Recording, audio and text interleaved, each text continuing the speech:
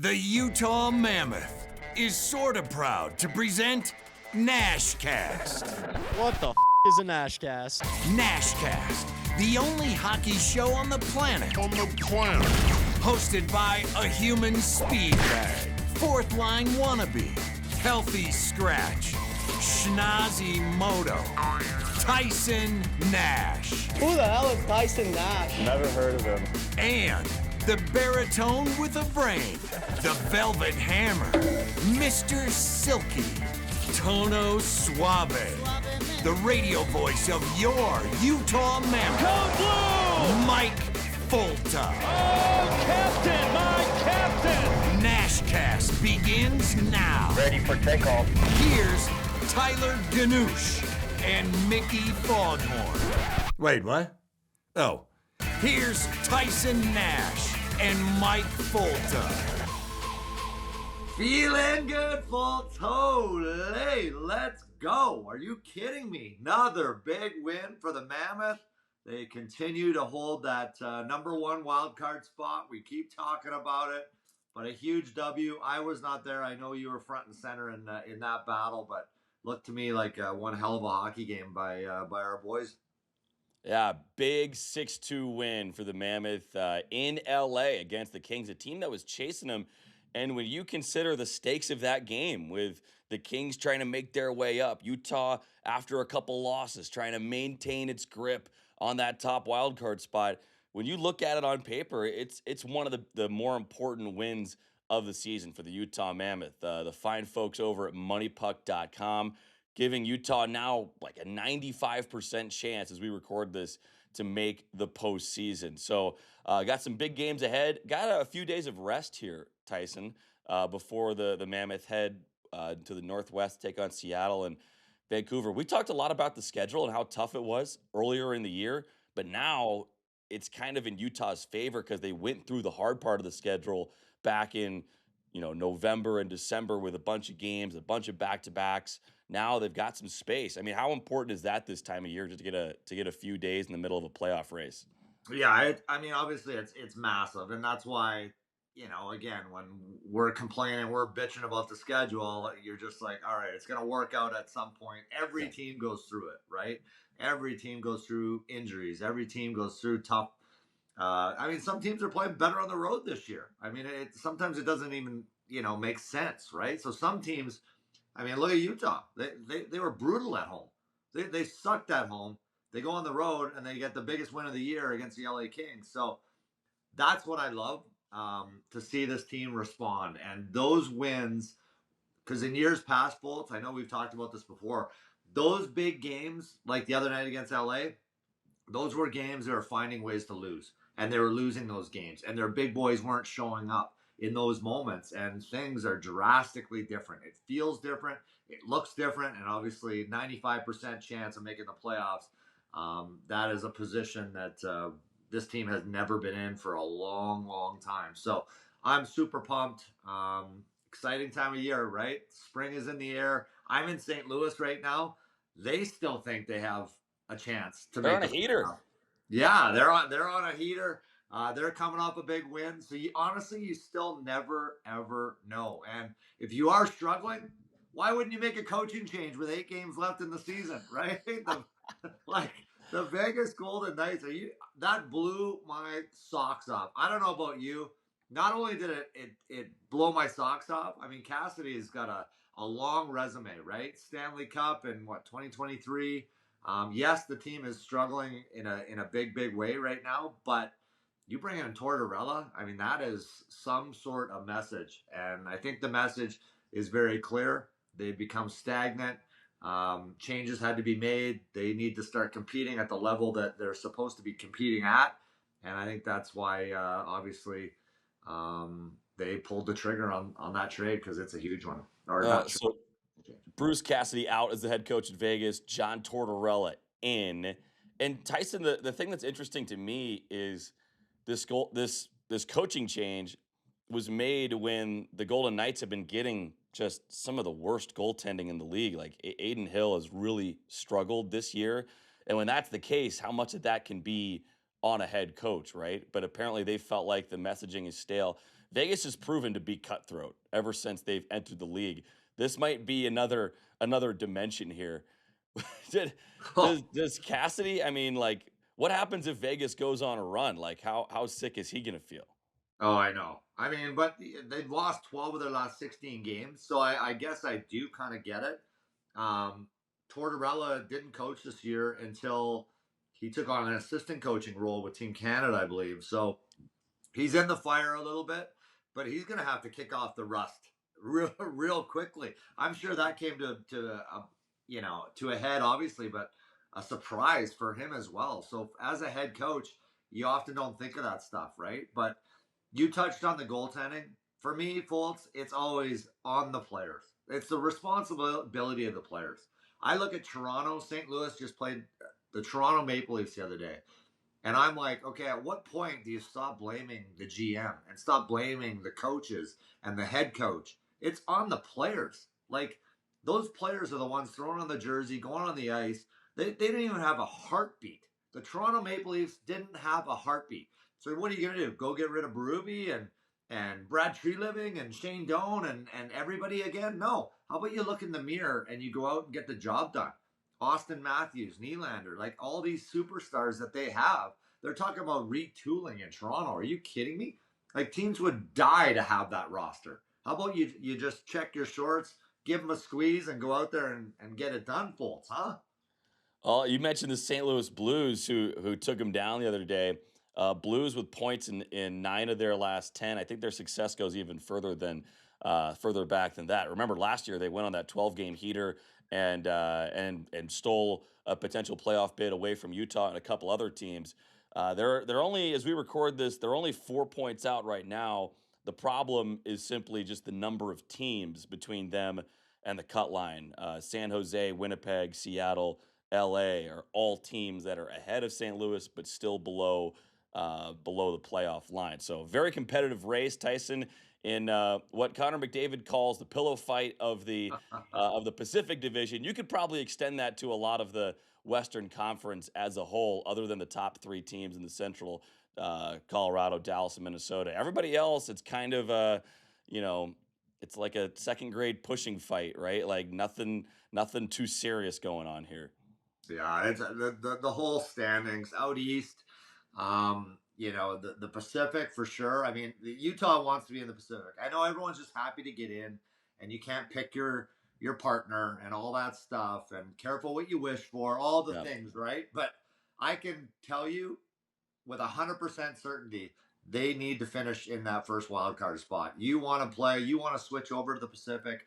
You want to play against a team like the Anaheim Ducks, right? They match up better. I know there's a lot of talk that they play Colorado super well, but you want to stay the hell away from Colorado, Dallas, Minnesota. You want no part of it. I can just tell you that.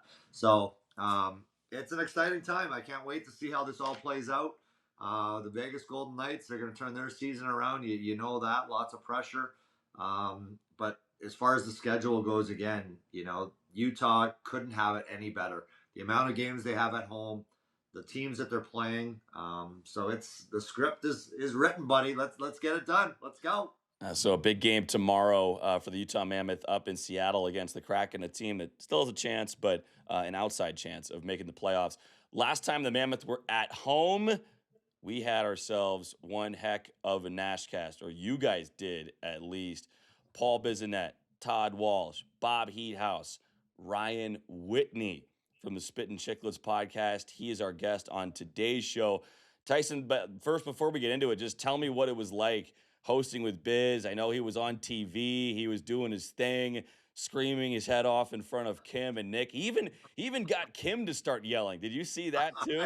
Like he's rubbing off on Kim, but it was pretty funny to see those clips, and I just want to hear how it went. I was texting Bob Heathouse a little bit. He said it was a blast. Yeah, you know what? It was a great day. First of all, just kind of going back down memory lane. Like Arizona, and we don't want to talk a lot about the history of the Coyotes, and you want to kind of be your own organization and all the things, but you can't you can't deny history, right? And where this team came from and the stories and the players that came before, because those things matter, right? The Clayton Kellers and the McBains and the Lawson Krauses, to see the alumni and all like that stuff, really, it matters. It means something. And there is a legacy, even though it's a new legacy now in Utah, which there's no turning back from, right? And they're going to get to the next level. They're going to make the playoffs this year. It was just a fun time to have Bob Heathouse, Todd Walsh, and obviously, Paul Bissonnette, the biggest personality in our game. And from the time we picked him up at the airport, you just realize how big of an aura this guy has and how many lives that he's touching and having an impact on. When he speaks, people listen. Like, I've hung around guys like John Elway and Sean Payton. I was just with him the other day, and the interaction and how people are in awe. And then there's another level, and it's Paul Bissonnette. And I laugh because he's a friend of mine. And I mean, I watched this guy grow up, literally, and just to see what he's doing and how popular he is. Like, he's more popular than Wayne Gretzky. Like, every kid, every girl, every older guy, hockey fan was just in awe of Paul. And they come up, they talk to him, the pictures. It was endless. The concourse. We had like 4 or 5 security guards just trying to manage and maintain our pace around the concourse so we could get down to the pre and post game show, right? It was absolutely bonkers, and he does it with a smile on his face, takes the time for everybody, and I couldn't be happier for a guy like Paul Bissonnette and all the great things he's doing. And he helped out with the podcast. 1-2 tweets or Instagram posts, and you're popping off. I think we grew by like 2,000 or 3,000 people, right? So he has an impact. So it was pretty cool. I gotta ask, where did he acquire a Utah Mammoth do-rag? He had the do-rag on for like the whole night. And I'm like, do they sell that at the team store? Where did he get that? Yeah, no, that was from our boy Hawk. Hawk came on the show. He was bringing the energy. He opened up the show. It was so hilarious. I've talked to this guy so many times. He comes to the start of the show before every NASHCAST, gives us a fist pump, a high five, shows his support, goes down and watches the team warm up. He's there a couple hours early before every game. And the beauty about Hawk is that a lot of nights, folks, after he watches a Utah game, he goes to work and he does the midnight shift, right? Like, he's grinding. He's spending his hard-earned money, man, on these Utah Mammoth tickets. And I don't know if there's a bigger fan out there, but it was fun to have him on there. Biss absolutely loved them. They hit it off big time, so it was pretty cool. So that headband, he looked like Daniel's son or Mr. Miyagi of Karate Kid, but that came from Hawk. That's our good friend Brandon. He is a riot. I could see him and Biz getting along just fine. But Tyson, anything else to get to here before we send it over to you guys? Your conversation with Whit. No, I just want to say again, thank you to everybody. Paul Bissonnette, Bob Heathouse for coming into studio, Walshy for his time, and obviously Ryan Whitney. Scotty Upshaw was on the show as well, folks. He'll be a podcast release later down the road. But Ryan Whitney, again, Paul Bissonnette's partner in crime, right? The stories were endless. He talked a lot about BU, where he went to college. My son was at ASU, is still at ASU, his hometown. Just the stories about Ryan and why he signed up with BU. I think you guys will enjoy them. I laugh my ass off. He is just the driest sense of humor, but you can also see why him and Paul Bissonnette, Keith Yandel, they work so well together on Spittin Chiclets. So continue to follow along. We're having a ton of fun. I hope you guys enjoy Ryan Whitney. And some people, like Amazon, they called him Ray Whitney. Wasn't too happy about it. But this one, Ryan Whitney. Hope you guys enjoy, guys. Oh, we got a special guest. Yes, we do. Let's bring him in. Ryan Whitney, folks. Holy cow, Whit. You've been in the bullpen for a while now. Thank you, buddy. How you doing, big fella?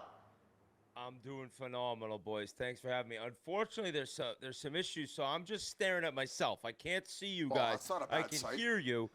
I actually love the fact that I don't have to look at you two, though, so it's not bad. I'm sitting here. I'm chilling. I got to get the game up, though. I'm trying to get the game up because I want to watch the Mammoth get a big dub here tonight. I love it. Whit, tell us about the Mammoth. You guys got your finger on the pulse around this league. What do you think of Utah, the Mammoth, their playoff hopes?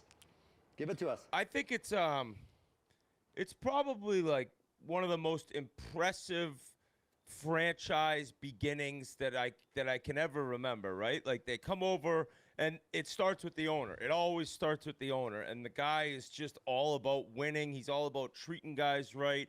He wants to spend money. He treats the guys like family, and it's a more, I'd say, new age owner, right? Where he's buddies. Yeah, I'm not saying buddies, but he's friendly with the players.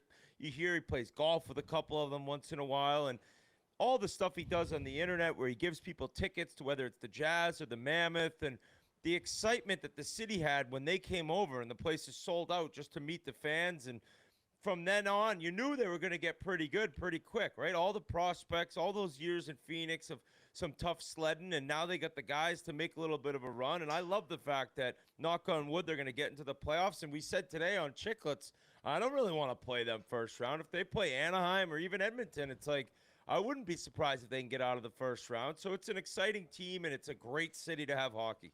Yeah, we just had dinner before the game in Ryan Smith's suite. Oh, buddy. I mean, Biss is going to have the meat sweats tonight. He's got the wasabi. I took a to-go bag, Whit. He's like, you could come back with Ryan and the rest of the guys. But, Whit, I'll say this. Unbelievable barn. So clean. Beautiful downtown.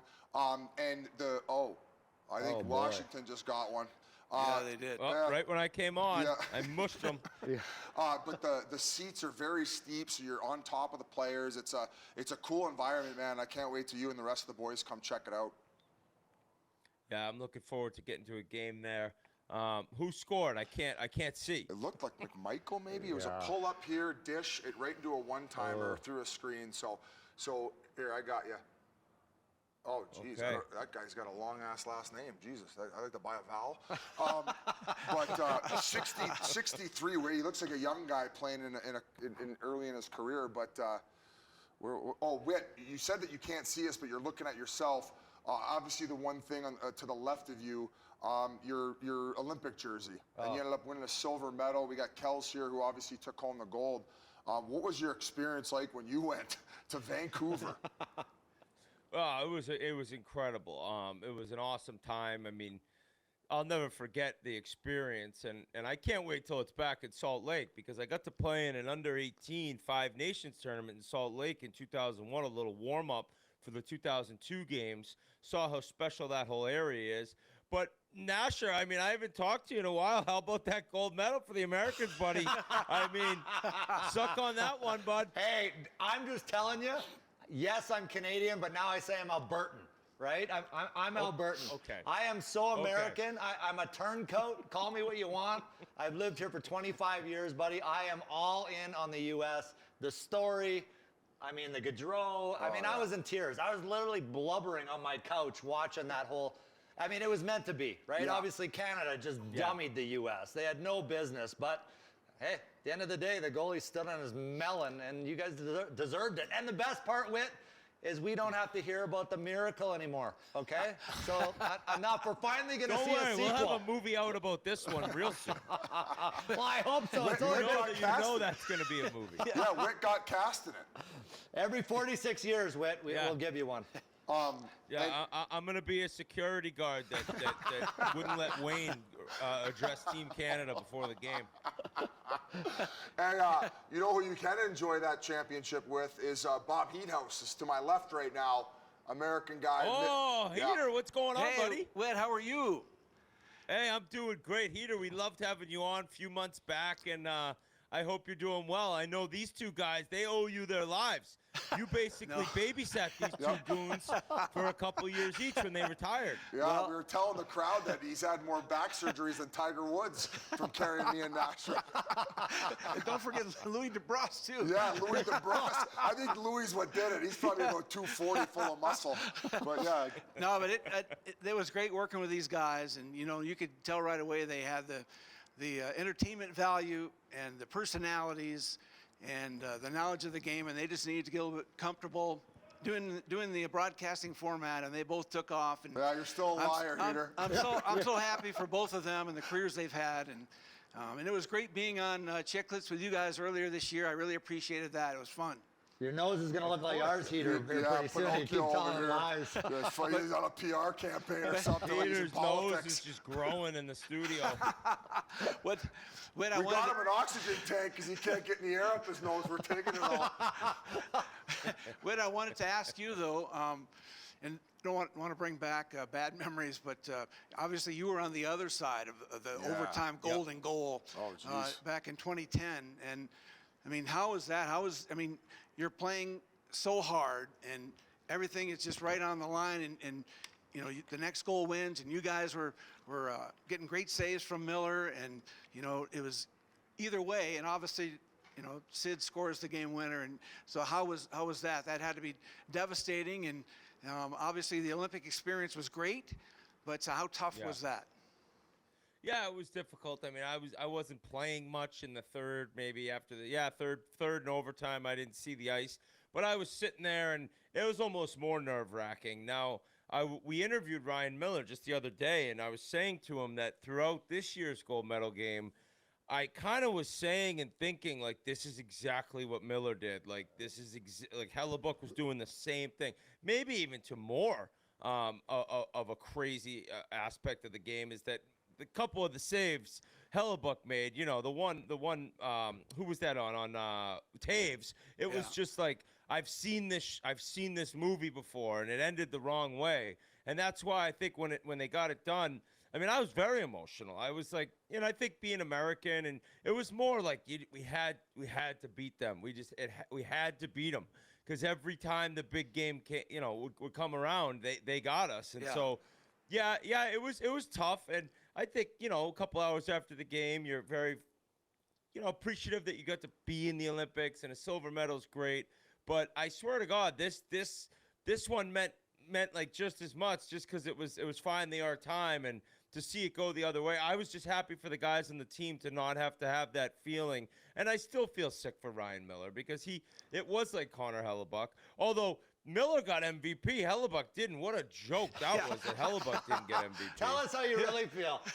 Yeah, I will. It was a joke. I don't even think McDavid wanted that. Yeah, no, you're bang on. But at least, Whit, if you would have got a Beanie Baby, it probably would have made you feel a little better, true. right? I mean, that McKinnon shot, oh my God. I think he wasn't supposed to get it, but then Kachuk said, hey, can you send one of those over? I would have rather got this box of crayons that my kids use than those Beanie Babies after losing the gold medal game. Oh, buddy. Hey, another thing, too, Whit came up, well, your son plays college hockey now, and it's kind of nice because Ty Nash, we've talked about it, how much it helps the growth and the development of players, where, you know, you got to go to BU, Whit, and play college hockey, where now Ty went off. So maybe just kind of talk about how important your college experience was and getting to experience that and play at that level, and also be out of the house, too, and be an adult, essentially. Yeah, I always dreamed of playing at BU. They were the games I'd go to with my dad and my friends. And, you know, Nasher and Heater, you guys may not know this. BU was the first school that could sell alcohol. So my dad's like, you're going there. You're going to be going to BU because I can get beers at the game.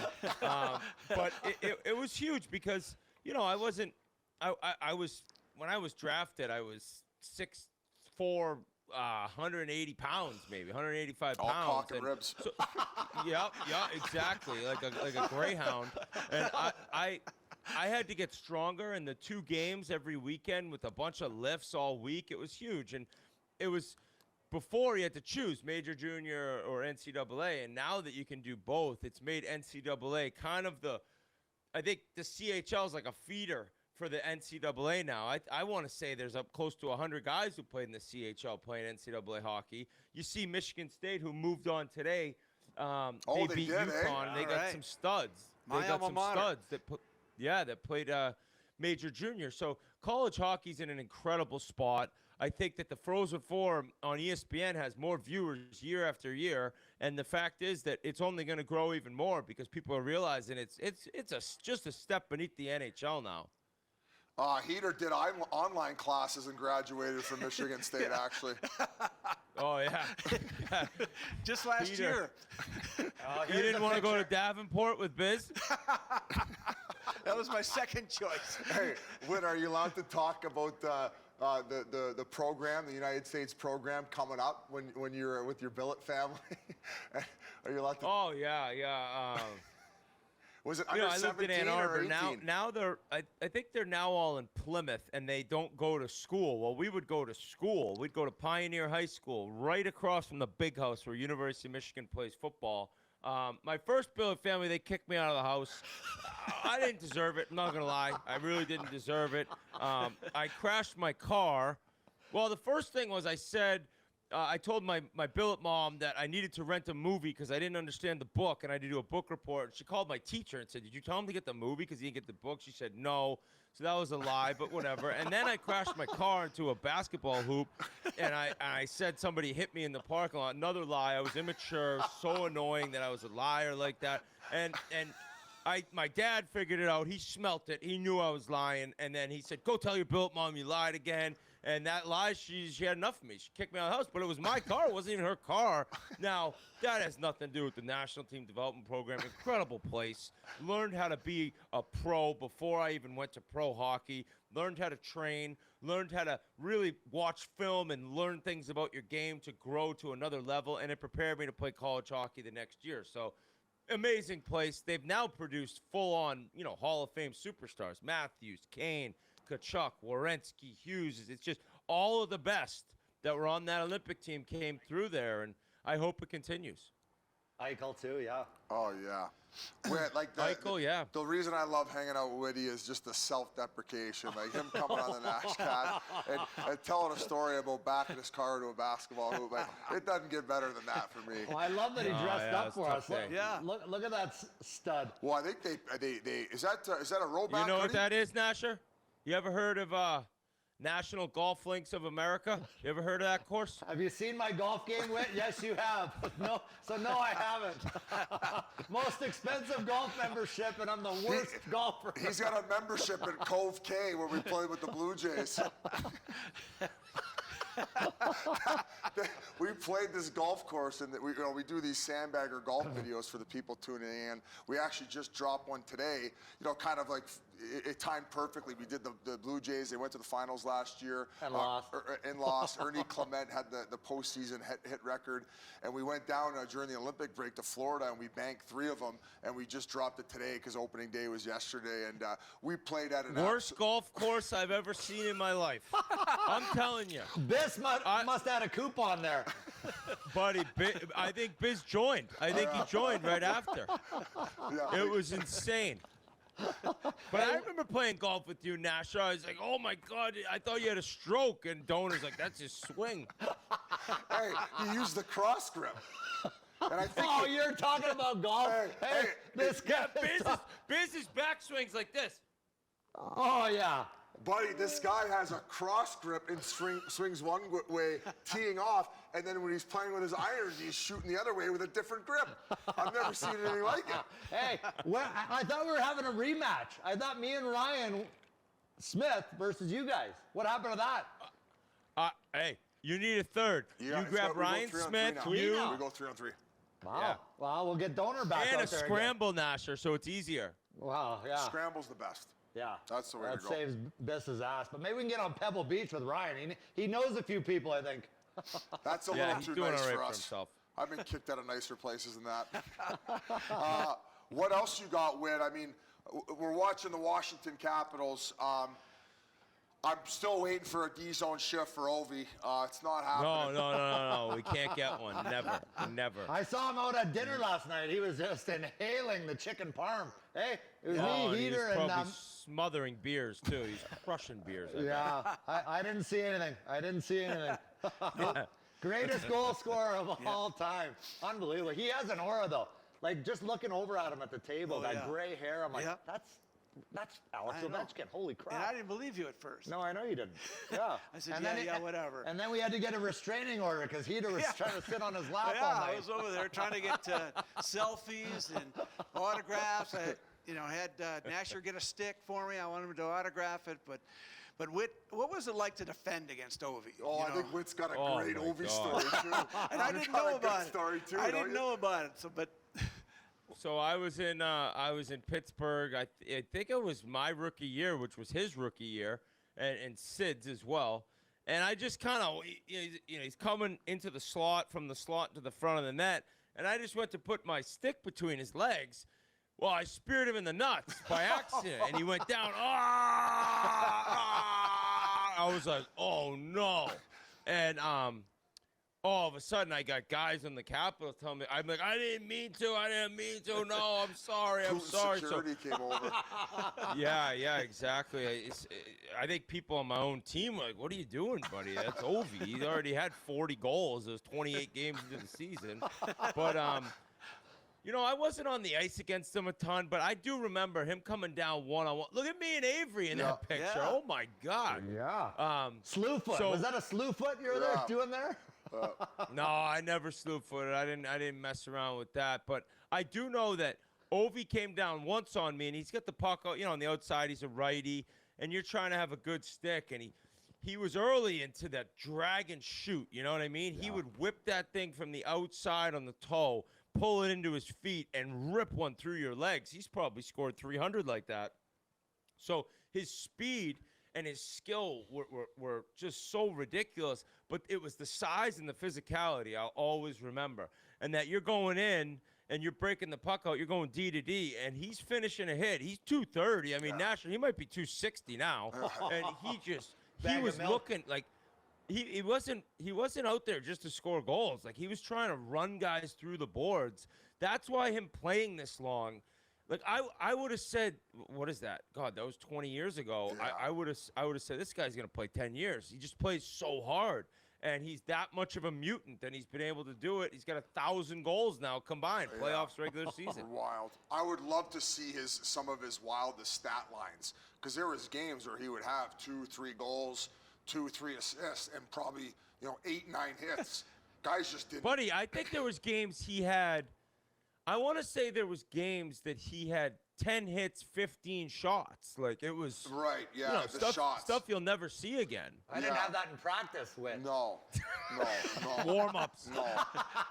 Oh, I look good though, flying around with that no bucket. Well, we just kind of talked about Ovi, and you came in the same year as both him and Sid, and what a better time to kind of talk about what those guys have done to carry the league. And what was your time with Sid like, Whit? Like, you guys became buddies and close off the ice. So just kind of talk about him, I guess. It is so weird being interviewed by Biz. Feel like I'm in the Matrix right now. But it's a great question, Paul. Great question. You can't take him serious.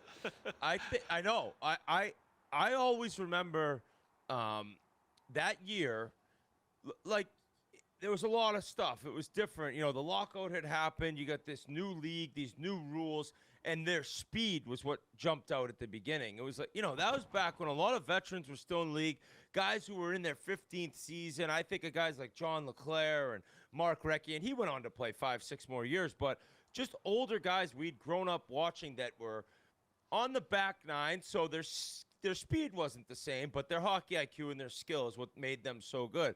But it was Sid and Ovi who came in, and it was just the tempo and their game was so different. And even as a young guy myself, it's like, this has to be better than anything anyone's ever watched, because they're doing this at such a high pace, and they're making plays at such a high pace that, as a fan, if you're watching, on TV, you can't even really keep track of them. And then it just continued, and Ovi gets Rookie of the Year. The next year, Sid wins MVP. Sid wins a cup a year after that, or 2 years after that.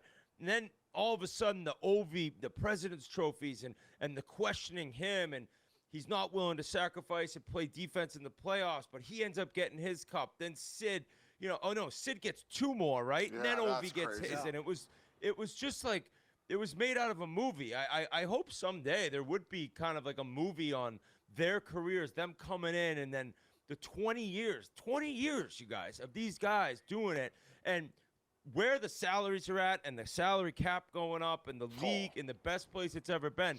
it is directly on those two people. And that's just something to say that I was a part of that, a minuscule part of that. That's something I'll be telling my grandkids someday, God willing. And in a way, Whit, it was kind of like when Magic and Bird came into the NBA together. 100% heater. Yeah. 100%. And what they were able to accomplish, obviously, for themselves and also for the league. Ovi and Sid have done that for the NHL, for sure. And that's why, like, these young guys that come in now, like there is some talent in the league that is just amazing. And you appreciate it, and you're like, wow, I can't wait. What is this guy going to do for the next 15 years? And there's all this excitement around this. But, man, these guys, they got the cups. They got the awards. Like, everyone who's saying, oh, this is the next best player. And I know McDavid's stats are one thing, and they're truly amazing. Third fastest player to 1,200 points. But, buddy, you got to get the cups. And maybe that's unfair. I don't know, Nasher, how you feel about it. Me and Biz have talked a lot. But, man, you think of Joe Thornton and a Ginlund. It's just a little different without the cups. And it's not one guy. It's a team. But, man, Sid's got 3 of them, and Ovi's got 1. And if you don't finish with a cup, it's just not the same. I think most players would kind of agree with me. And they would tell you the same thing. You could just tell by how much it means to him. Look at McDavid. Like, I'm really hoping he gets one because he's the brightest star in the league, and you kind of need him, like, snapping around and being joyful. And you could just feel it, maybe it weighs on him a little bit, right? That he hasn't done it. You could see it in his face. He wants it so bad. And I mean, I think a lot of people want it for him too. Yeah. Like, I'm hoping this year that they're still in the fight and they're in the mix. Are they even going to get in though? Whit, I got to go back to the Edmonton days. Just, I mean, from when you were there. I mean, the city of champions. No. What do you call it, Whit? The decade of darkness? The decade of darkness. The decade of what? Decade Of darkness. Oh my God! But like, you know better than anyone. I talked to Jason Strudwick today actually, and he was telling me this guy is an absolute beauty. Leisure Suit Larry. Ryan Whitney, the worst dresser on the planet. I think you had the NBA suits. Hey, no. Struddy would chirp me because I'd come in like sweatpants and a sweatshirt. I'm like, hey, bro, it's minus 47 outside. I had to plug my car in last night, and I don't need any more Aldos. I'm going right home and getting back into bed. Struddy'd have his jeans on and his turtleneck, and him and Shona be going out for a nice lunch after. I'm like, hey, Strudwick, I'm going home, and I'm going to lay on the couch, and I'm just going to look at the snow and look at the thermometer and cry myself to sleep because we're 10 and 43, and it's March. So Struddy's a beauty. That guy loved chirping, and he would give it, and he would take it, and his laugh was so funny. That's what sucked about the Edmonton days is our teams were so bad, but it was such a great group of guys. Horkoff, Alish Hemsky, Dustin Penner was a riot, Tom Gilbert. I have very good memories there in the locker room and the staff, and I love that it's all the same staff still. TD Forrest is the head athletic trainer. You got Langer, you got Harry as the equipment guys. It's just a bunch of good people that, like McDavid, I'm rooting for the guys in the room that I know. You know, it's like I want that city to get a Stanley Cup because it's been a tough go. They've had a great couple years and runs, but they got to get. Here we go. Let's go, Heater. Lead us. No, we're doing it. Hey, the gunslinger, let's go, Heater. Get up there. Wait, they're going to show you Heater's picture from prom. Show him Heater's picture from prom after this goal. I can't see anything. It would have gone well with your leisure suit. Oh, buddy. Whit.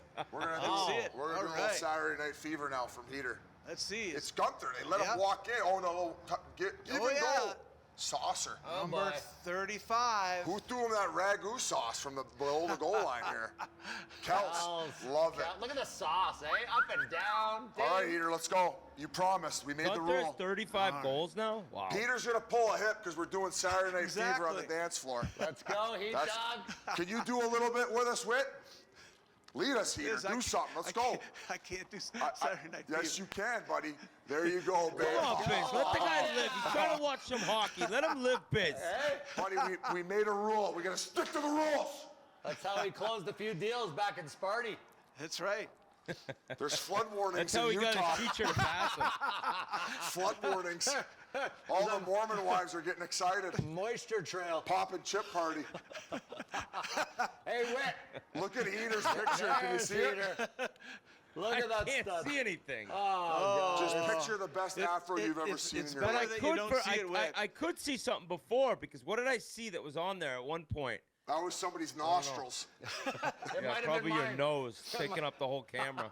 I'm gonna send you a text right now, Whit, so you can see Heater. This is actually Heater.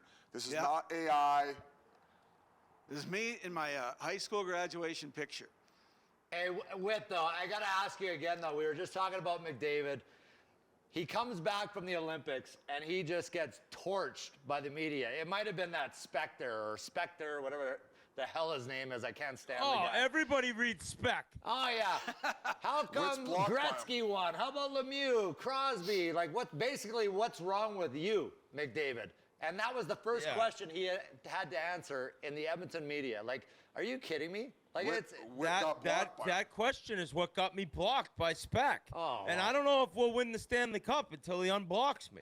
He thinks that I'm running the Spittin Chiclets social media account in which he teed up a question, and he's like, he ended up giving me a great answer. It's like, all right, well, the lead-in on the question was a tad aggressive, I'd say. It was like Biz interviewing me on this show. But, man, I actually think that McDavid, well, sometimes he comes off as a little grouchy. I think, like Biz said, he's just so obsessed with winning. Yeah. He's so obsessed with hockey. It's like that is his life. He's a robot. And I think in that Players Tribune article, he mentioned, like, people say I'm a robot. Well, this is what I do to be successful. And listen, none of these Stanley Cup Finals losses are on him. Yeah. People say Game 6 and 7. I don't think he had any points, but like, he won the Conn Smythe one of the years. He broke Gretzky's record. It's like, what are we talking about? Yeah, exactly.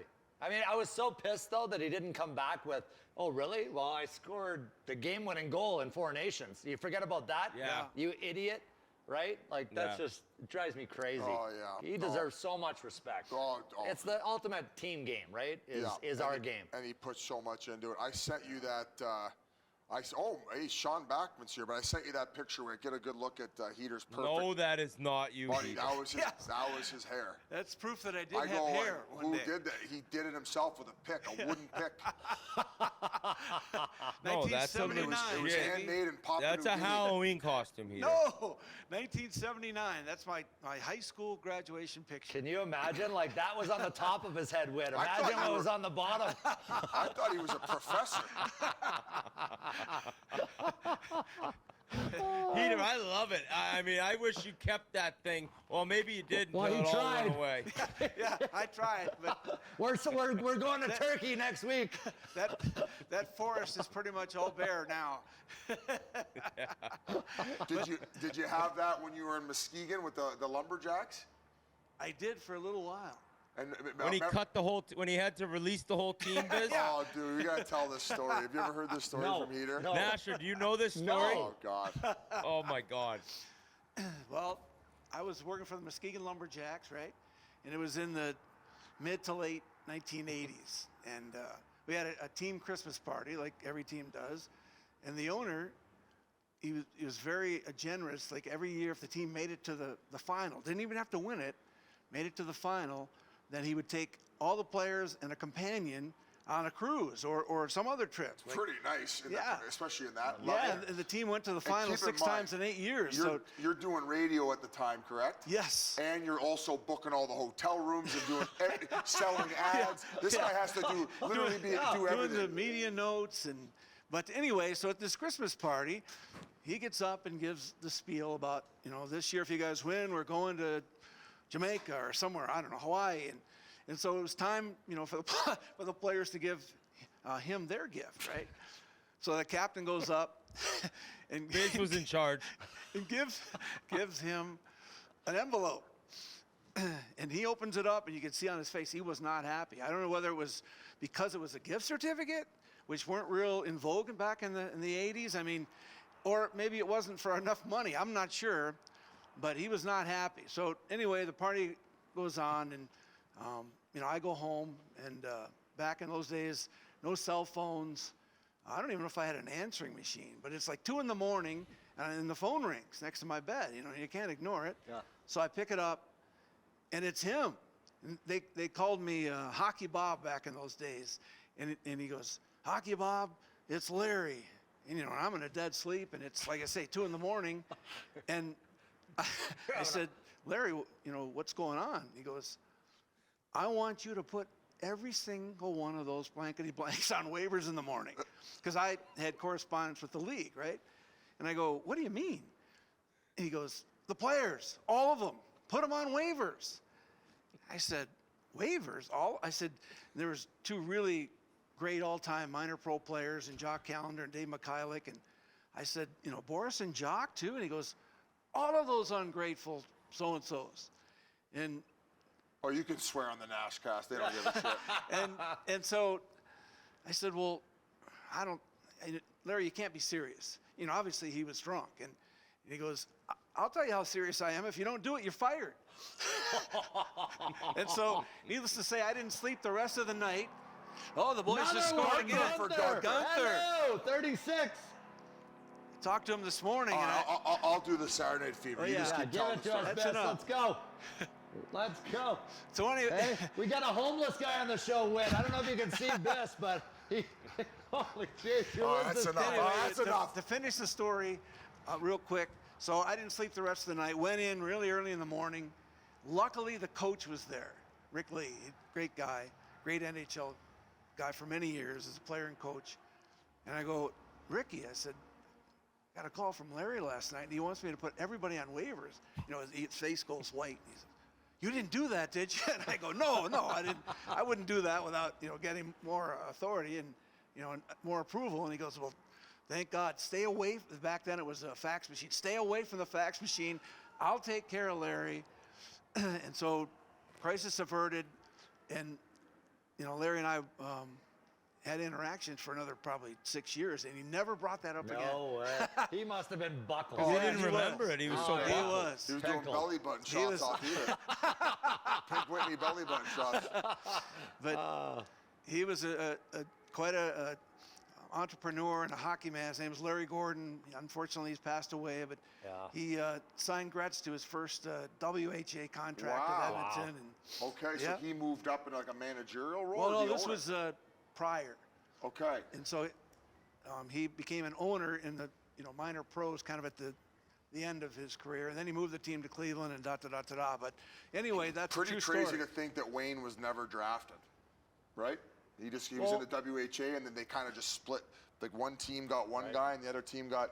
Yeah. Who did he go over with? Do you remember? Who was it? The goalie? He went with Eddie Meal. Eddie Meal. Yes. He's still buddies with him Yes, today. yes, yeah. he is. Yeah. Yeah. Yeah.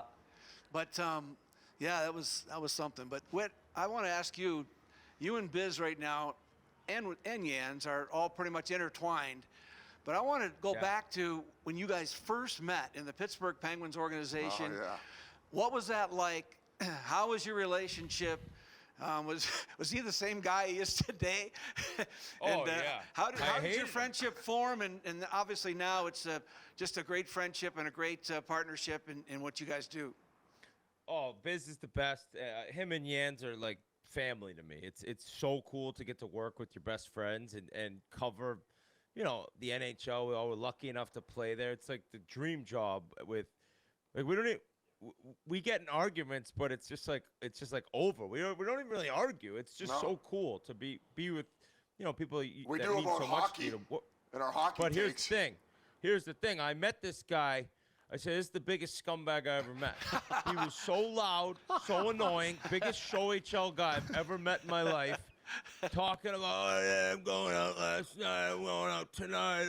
I was like, this guy's an idiot. But 5 days later, I loved him. Maybe a week, maybe 7. Yeah. And we became close. And then Jans, when he got picked up by Phoenix, Jans called me. He's like, who is this guy? I go, you're going to hate his guts right when you meet him, but a week later, you'll love him. And sure enough, after the first day, he goes, this guy sucks. I go, just give it a couple days. Give it a couple days. He'll grow on you. Yeah. Oh, that was the kid.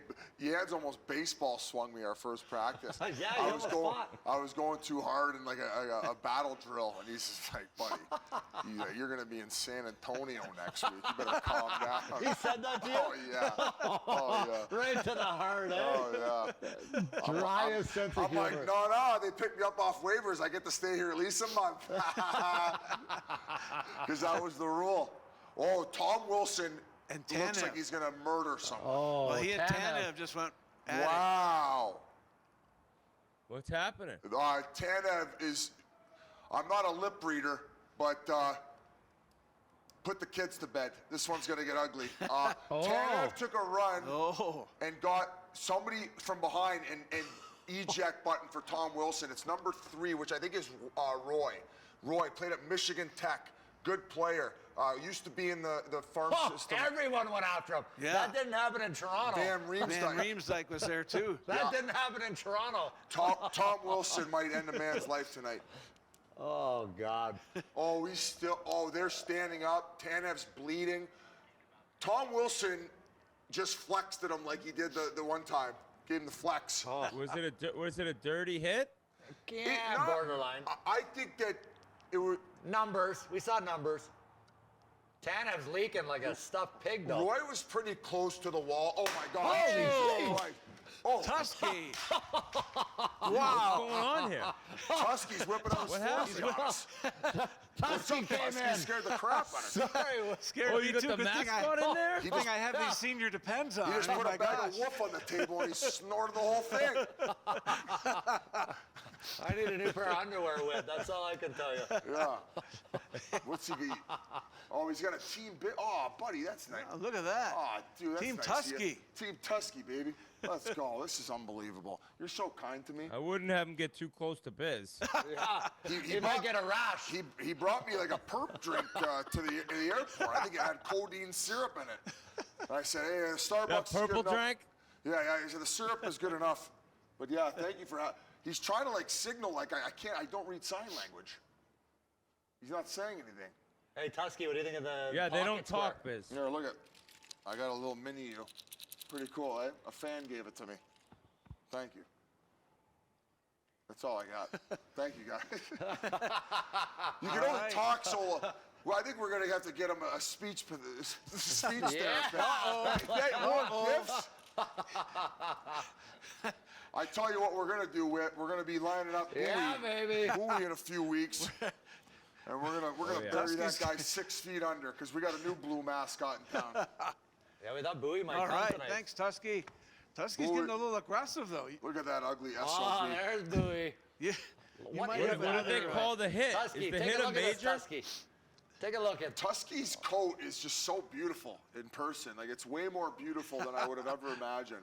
Yeah. And then you look at Bowie and you're like, oh my God, like he's got lice falling out of his hair. You think for how many CVS's he robs, he takes some shampoo and conditioner.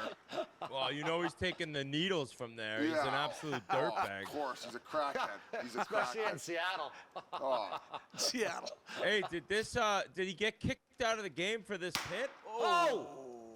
There's another one. we got another Tusky's shot. getting aggressive. Tusky This, wants it's gonna all be our- like you and the Hey, Philadelphia what else do you want mascot. from me, Tusky? I'm pumping your tires. I'm talking nasty on Bowie, buddy.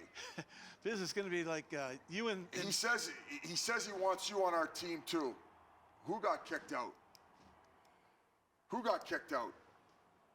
Are you Tanev. talking to me? No, we're kind of off the rails here. I don't know if Tusky's mad at me or. well, he's gonna go after you like the Philly mascot. Oh, Wilson's at the Let's game. send Tusky down to the tunnel below to take care of Wilson. Yes. I think Ovechkin just took a drink of Coca-Cola on the bench. He's getting his blood sugar up because they just lost a He's forward. finished that chicken parm from last night. Exactly. Hey, Whit, I got to ask you, too. Struds mentioned to me that you rented his house, and Yeah. every morning you would Trashed take a the bowl. place, too. You would take a bowl of cereal, and never come home with the bowl, and you just throw it out at the rink. Struds comes home and he's like, "Where are all my bowls?" No. If that's true, I have a bad. There's no way that I was taking bowls of cereal and throwing them away No, at the rink. We had eating breakfast at the rink. You were eating cereal out of his Aldo shoes. It wasn't balls. And you know, in Canada, I don't even think you can get the good stuff. It's like a Fugazi Fruit Loops. I'm like, come on, dude, what are these things? It's like RC Cola. Yeah, Captain Crunch. the Smarties cereal. Oh, that's fantastic. Oh, Whit, you've been unbelievable. It's comedy hour with you right now. I'm just staring at myself too this entire time. Just I'm staring sorry. at myself. I'm sorry, brother. Usually we got the game on, and it's a barn burner. 2-1 Utah, baby. We should look up that guy's nostrils again, who was setting everything up. No, they were good people. They were trying to figure it out. Maybe it's my computer. You know, I'm bad with tech. I'm a bad Yeah, well, technology pay your guy. Wi-Fi bill, Whit. All right, the Wi-Fi bill has been paid. Believe me, everything's on Chiclets auto is pay rolling. down. Yeah, auto pay, Nasher. Yeah. At some point, it may be no money in there, but it'll still be on auto pay. You're making more now than you made when you played. Oh, jeez. Yeah, right. I wish. I'm not biz, Nasher. We're about to end the period here, under a minute. Heater's actually going to get going. He's doing a kissing booth on the concourse. Oh, sick. Yeah, raising some money for charity. So, yeah. Hey, Whit, thank you, buddy. We got the cuck chair set up on the concourse for him. Him and Tusky. Him and Tusky. All right, boys. Hey, thanks for having me. Whit, you're Peter, the best. great talking to you. Thanks, Whit. Great to see you What a and talk guest. to you. What a first guest. Yeah, See you Sandbagger, guys. let's go. Let's go. Let's Set it go. up. Well, there you have it. Ryan Whitney. Again, he does not disappoint, right? You can tell, folks, the success that him and Biss and Keith Yandel are having on Spittin Chiclets. I mean, it is the most popular show on the planet. Every kid that I know, at least, and every hockey fan is following along. Some of those stories, that BU story, was unbelievable. His old man has got to be just an absolute character. So I hope you guys enjoyed. And man, so much action. The best time of year, it's right now, folks. Spring is in the air, sunshine, the leaves are all changing, the grass is green, and everyone's pumped about playoff hockey. Flowers blooming. I can't breathe. My allergies are terrible. Like, yeah, it's all great. But real quick, Ryan Whitney, like, I was listening to Spittin Chiclets before Biz was on it. Yeah. So I loved it when it was just Whitney and their other partner, Rear Admiral, as his stage name goes. But I was listening to that show, and they would have Biz on a lot, and I thought Biz was okay. Like, I wasn't a big Biz fan on the podcast. I kind of liked just having Ryan. Yeah. He was the guy I related to more. He's so funny. Biz comes on, a little bit more of a showman. I'm like, okay. And then, like, I was there at I was listening at the time when they made their merger to bring Biz on. Obviously, that catapulted the show to new heights. And now it's hard to imagine that show without Biz, because he's such a centerpiece of every content that he's a part of. But hopefully we can have those guys back on at some point, because they are a ton of fun. And thanks again for them coming on. But we're gonna have playoff hockey before you know it.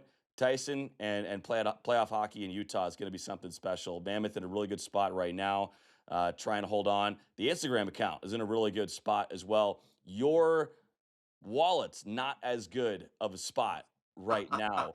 $10,000 going to youth hockey out of your coffers. Thank you, first of all, because I'm probably one of the guys showing up at these youth learn to skates here, trying to figure out how to buzz around out there so I can help my Division 5 men's teams. But what a cool initiative, donating money to youth hockey in exchange for those Instagram followers. Tyson, I know you're trying to grow the show, but this is the perfect way to do it. So good on you. Yeah, again, it was just, kicking tires, trying to figure out how to, have an impact in our community. And I think when you look at Ryan and Ashley Smith, right, it's always all about their community. Everything they do is making it better and bringing everyone together. And that's what we're trying to do with youth hockey. I mean, I know you're playing. You started a little late in life, but it's the best game in the world. It's incredible. Right? You're in that locker room. It's not even about the game itself. It's about everything also around it, right? That I want to expose everyone to. I want people to get involved. Some of my best friends are still, people that I played hockey with at 5, 6, 10 years old, right? And we still keep in touch, and we're still tight because of the game of hockey. So we got to make it more affordable. That's the bottom line. It is an expensive sport. There's no way around it. Ice time's expensive. It's hard to come by, and equipment is an absolute fortune. So we raised some money. We got some followers. Thank you guys. Keep telling everyone to follow us. We want to grow the show in the best way. I think we put out unbelievable content, Fultz. So thank you. And 10 grand. What's 10 grand, right? Let's do it. And hopefully it's going to buy a lot of skates out there. And the other thing I wanted to say too is having Paul Bissonnette in there. He was blown away. And he does want to come back. You said you hope to see him back. He wants to come back because he was blown away. The entire experience, Ryan Smith had us in his suite before the game. I think he said he was entertaining like 3 or 4 other groups after we left. So we had a full dinner with him. He had 3 or 4 other groups coming in there to experience it. Like, this suite is like nothing people have ever seen before. And then the game and the fans and the concourse and the jerseys. Like, Paul Bissonnette could not believe it. The facilities, the locker rooms, like everything about it. This is now, and I know people are catching on, it is a destination, and this is where players want to go to play. And not only play to live and be in that community, but also to go to win. It's a team that is going to be great for the next 10, 12 years, right? Just because of how it's built.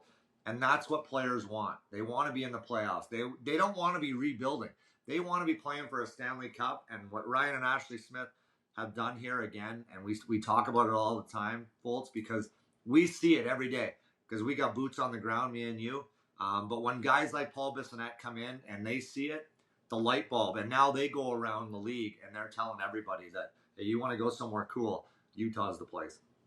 Utah's the place, no doubt. And so thanks again for those guys. Looking forward to seeing everybody at the Delta Center over these last couple weeks of the regular season, because before you know it, playoffs are going to be here. We'll see if the Mammoth can hold on to this top wildcard spot. That is mission critical, trying to advance through the postseason. But we'll see everybody next week. We thank you for all tuning in to our Altcast this past week, and we'll enjoy some Mammoth hockey coming down the straight. Let's go.